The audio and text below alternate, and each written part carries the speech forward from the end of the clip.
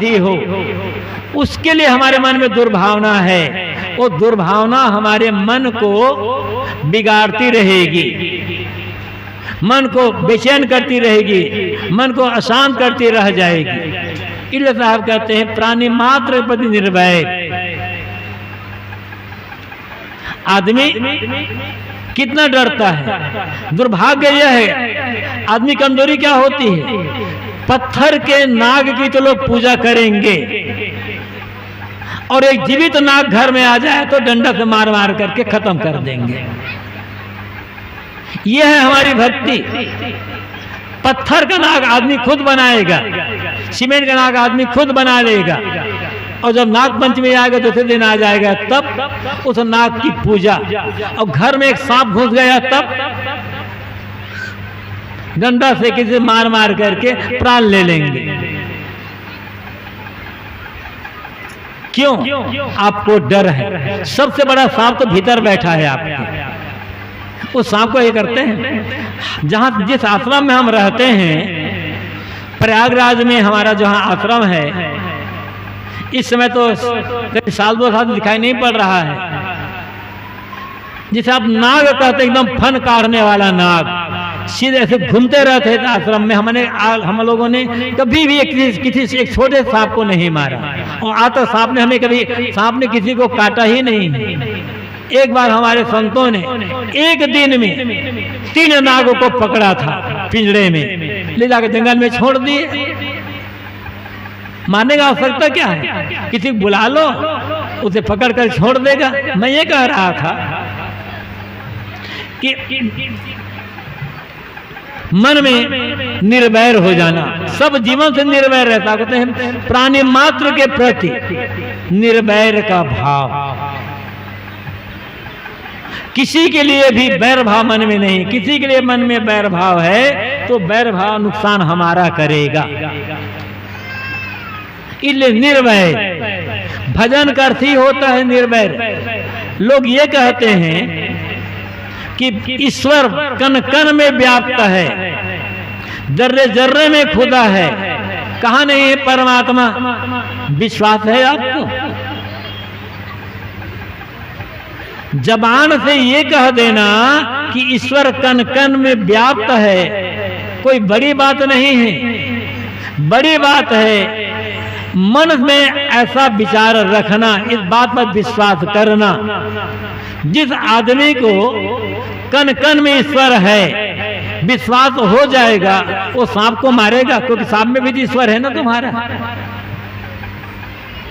जिसे गाली दे रहे हो उसमें भी ईश्वर है, जिससे बैर कर रहे हो उसमें भी ईश्वर है, जिसे 2 नंबर का सामान ले रहे हो उसमें भी ईश्वर है, जिस आदमी से घूस ले रहे हो उसमें भी ईश्वर है। कहाँ ईश्वर की पूजा कर रहे हो? कण कण में ईश्वर कह देते, मान लेते भी आदमी बहुत बड़ा भगत होगा। जिस आदमी को कण कण में ईश्वर है, जर्रे जर्रे में खुदा है, इस बात पर विश्वास हो जाएगा, उस आदमी के मन से ईर्ष्या, द्वेष, घृणा, वैमनस्य, बैर, विरोध का भाव सर्वथा मिट जाएगा। और यदि मन में ईर्ष्या है, द्वेष है, घृणा है, बैर विरोध का भाव है, तब जबान से कहना बंद कर दो कि कण कण में ईश्वर होता है। क्योंकि जो ईश्वर से तो तुम विरोध कर रहे हो ना।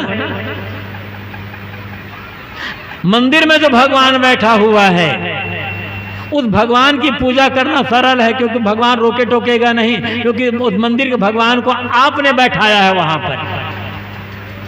आपने बनाया भगवान और आपने पूजा करके उस भगवान को बैठा दिया। मंदिर का भगवान कुछ नहीं कहेगा। यहाँ भगवान जो बैठा हुआ है, इस भगवान के प्रति मन में भावना क्या है, इसको समझना होगा। और इस भगवान को समझ नहीं पाए ना, तो भक्ति आपकी निरर्थक हो जाएगी। फिर जिसकी आप पूजा करना चाहो करो। मैं बार बार कह रहा हूँ, मैं ये नहीं कह रहा हूँ कि आप अमुक की पूजा करो। जिसकी पूजा करना तो उसकी पूजा करो, लेकिन मन निर्मल होना चाहिए, और निर्मल मन में बैर भाव नहीं होगा। 5वीं बात साहब कहते हैं साधु मत ग्रहण। साधु मत ग्रहण करो, अर्थात शील स्वभाव ग्रहण करना है, कोमल भाव। त्याग भाव, साधुता का आचरण, सार ग्रहण करना। साधु ऐसा चाहिए जैसा शुभ स्वभाव है। सुर सार सार करे थोथा दे उड़ा। साधु ऐसा होना चाहिए कि जो सार सार को ग्रहण करना चाहिए। ये सार सार ग्रहण करना, हर जगह से सार को ग्रहण करना, असार को छोड़ देना, ये साधु मत है। असार का त्याग, सार का ग्रहण, ये साधु मत है। जितना जितना हम जानते हैं ये गलत है, उनका त्याग करते जाएं। जितना जानते हैं ये सही है, उनको ग्रहण करते चले जाएं। साधुता जीवन में आ जाएगी। साधुता केवल कपड़े में नहीं है, साधुता तो मन में होती है, साधुता व्यवहार में होती है, साधुता आचरण में है, साधुता त्याग में है। और त्याग, गलत का त्याग करके अच्छाई का ग्रहण करना, ये भजन है, यही त्याग है। शील स्वभाव, कोमल कोमल भाव मन में हो, सबके लिए कल्याण कामना मन में हो, तभी साधु मत ग्रहण होगा। और जब सबके लिए कल्याण का भाव मन में होगा, तब जीवन का जो सार है, जीवन के जो शांत उद्देश्य है, परमानंद परम शांति, उसकी प्राप्ति हो सकेगी। तो सदगुरु कबीर के एक साखी पर मैंने कहा था, आपा तजे हरि भजे नक्सिक तजे विकार, सब जीवन से निर्भय रहे साधु मता है सार।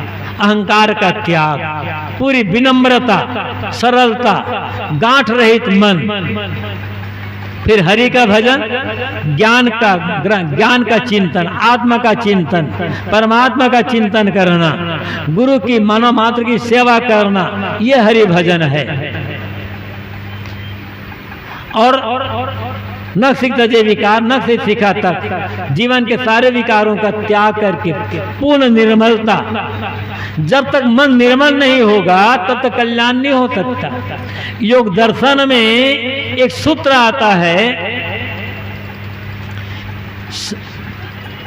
सत्व शुद्धि कैवल्यम, सत्व पुरुषो शुद्धि साम्य कैवल्यम, सत्व पुरुषो शुद्धि साम्य कैवल्यम। जैसा ये जीव है, जैसा ये पुरुष है, आत्मा है, जैसा निर्मल है, वैसे ही जब अंतःकरण निर्मल हो जाएगा, मन निर्मल हो जाएगा, तब कैवल्य कल्याण की प्राप्ति होगी। जीव तो जीव कहो, ईश्वर कहो, परमात्मा कहो, वो निर्मल है। मलिन है हमारा मन, उस मलिन मन को निर्मल करना, ये भजन है। इसीलिए सत्संग का आयोजन होता है। और भजन का अर्थ होता है मन से बैर भाव का त्याग और अच्छाई का ग्रहण करके गलतियों का त्याग कर देना, तब शांति मिलेगी, तब कल्याण का काम होगा।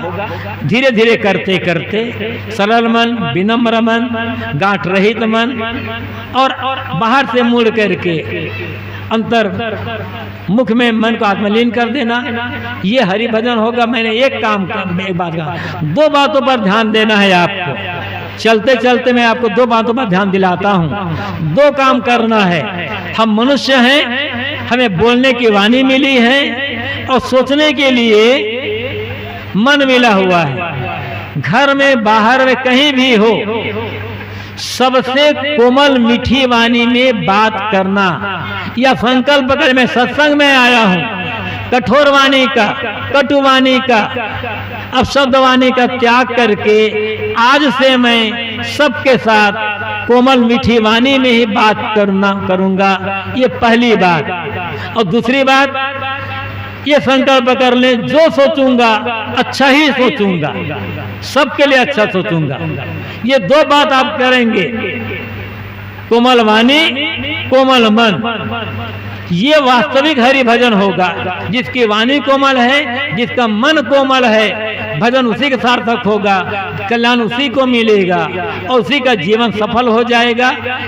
इसी के लिए सत्संग आयोजन होती है। आप सबको बहुत बहुत धन्यवाद, शुभकामनाएं हैं। संतोष की संगत में जुड़ करके सच्चा ज्ञान प्राप्त करके जीवन में उतार कर किसी जीवन में परम शांति, परम आनंद का अनुभव करें। इन्हीं शुभकामनाओं के साथ आप सब धन्यवाद देते हुए अपनी वाणी पर विराम।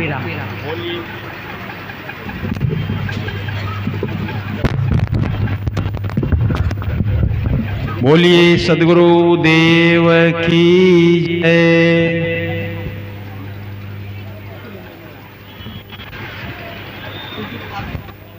परम पूज्य गुरुदेव जी के बहुत ही कल्याणकारी विचारों से अभी हम सब लाभान्वित हो रहे थे।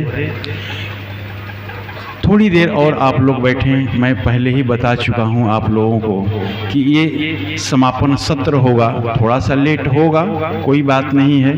रोज रोज ये सत्संग और संत गुरुजन तो आपको मिलेंगे नहीं, ऐसे कोई नुकसान होने वाला नहीं है।